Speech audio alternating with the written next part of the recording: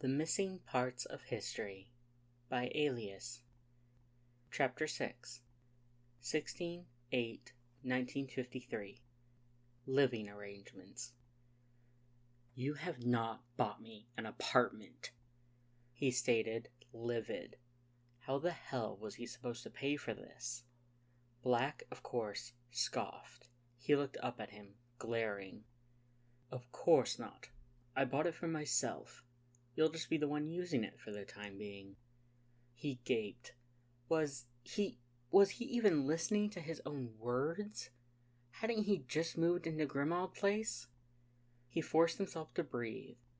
He didn't know how many times Black had done something like this in the week and a half he had known him. He couldn't believe this was his reality. How or when had this happened? Maybe it had started when they had gone to Gringotts, new backstory in place and ready to be used.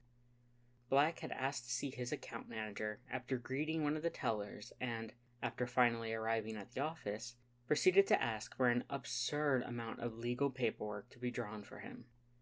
"When will I even need a passport? I don't travel. It costs 50 galleons. "So, you never know. I'll not be accused of doing a poor job. Now sign this with your new name," the older man answered, forcibly giving him a blood quill and moving his arm when Harry didn't do it himself. He signed, his new name being Hadrian Antioch Evans, a half-blood raised by his Muggle relatives after the untimely deaths of both his parents. Black had insisted he keep his original story with minimal adjustments so he wouldn't get it wrong. "Right, remind me to teach you how to actually hold a quill, and how to write with it. Your handwriting is chicken scratch. What are you, a commoner?" "There's nothing wrong with the way I write," he said, offended. It had taken him ages to get to the level he was. At least now he could read what he wrote. "Of course not," Black said distractedly. He fumed silently. "Now it's a form where you accept to be sponsored by me until you pass your newts. That way, nobody will question us if we're seen spending a lot of time together." "Why do we need that? I don't plan on being seen at all. I shouldn't be here." "No plan ever lasts past the first time it is put into action. A dozen people must have already seen you just coming here with me." He felt himself blush. Black smirked and gave him another long parchment. "This swears that everything we've told the goblins is the truth, and at the same time is a secrecy vow. Nothing specified in it will be repeated to anyone not in the know." He signed again. His hand itched. Or maybe it had been the ridiculous shopping spree Black had forced him through, even if he hadn't had the option to refuse. They had done that a few days after Gringotts because he felt like his head was going to explode from everything that was going on that he couldn't stop nor control.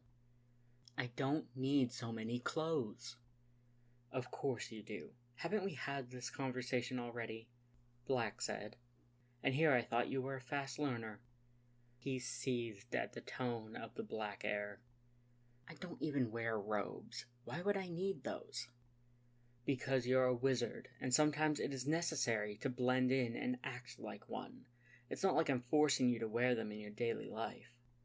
"That's stupid." "Language," Black said, sending a stinging hex his way that he was barely able to dodge. "I said you need them. I'm the one paying. We're buying them, and this would take much less time if you stopped complaining and started trying them on." He reined in his need to scream. It wasn't worth the trouble, he chanted in the privacy of his own mind. Or maybe he was just on edge.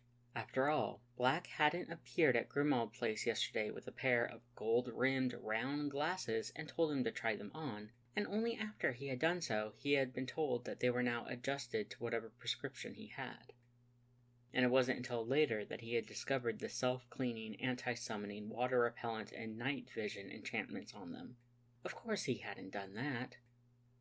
Except that no, he had done that, because he was a rich Ponce who had somehow forgotten to learn the meaning of the word moderation.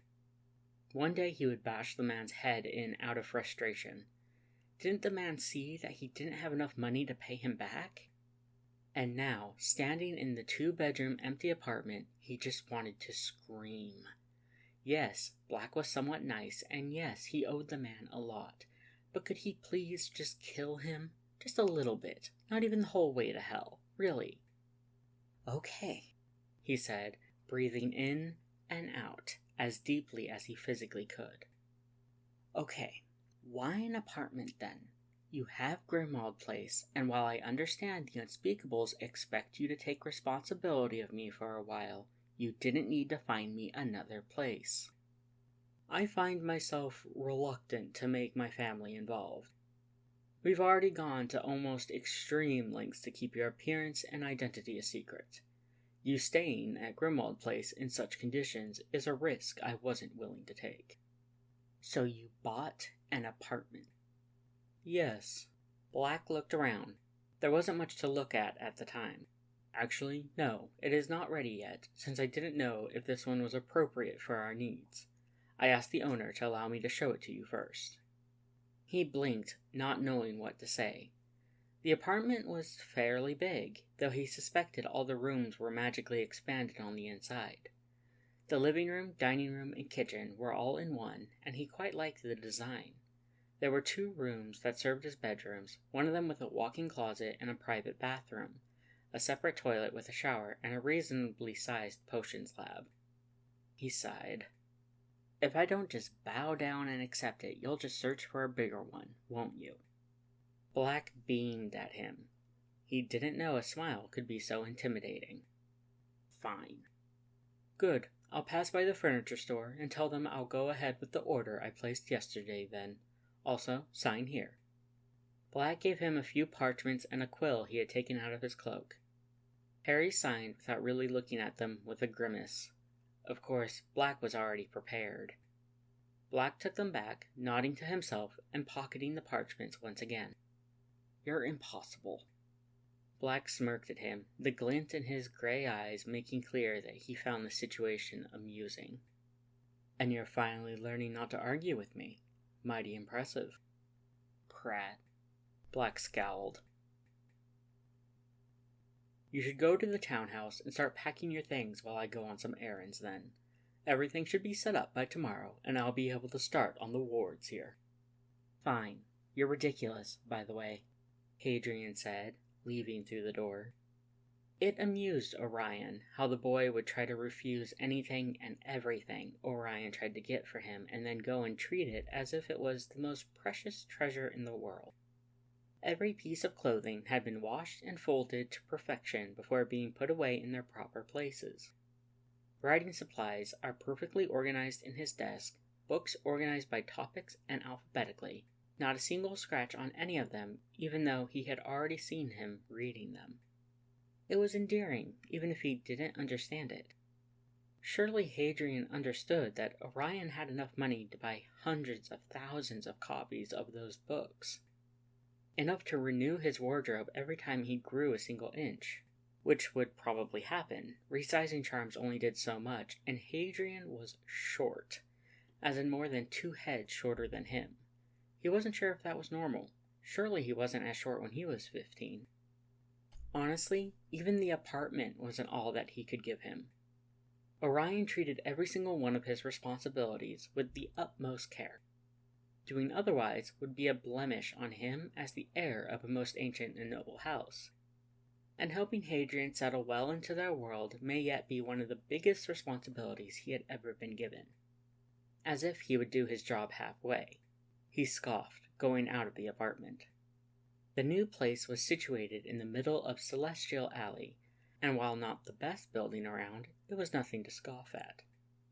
Anyone seen going out of such a building regularly would be recognized as important by the establishments around the alley, which would ensure, eventually, that Hadrian would be treated amicably by anyone he met with minimal effort on his part, while at the same time not being fawned over like some of the people who lived in the most expensive buildings were. Hadrian disliked greatly to the point Orion couldn't understand it, that kind of thing. He could respect it, though. He dropped by Gringotts first, where the goblins made quick work of the last bits of parchment work, as well as sent a copy to their offices at the ministry for it to be filed. His visit to the shop was a short, discreet one, since he didn't want the prophet to start speculating about him again, not to mention which weekly, and he made sure to pop over the flu installation offices right after. He had forgotten. No matter, it was fixed as soon as he remembered it. Humming, he went into a bookshop next. They had yet to determine how Hadrian's studies would be going forward, and with luck, some of the books would interest him enough that he could sneak in a couple more subjects. He was glad the boy didn't seem to mind spending long periods of time reading, though he was quite active and went out on his own just as much.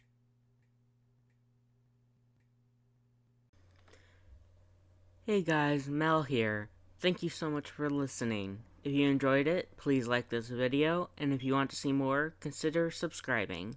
I look forward to bringing you the next chapter. Bye!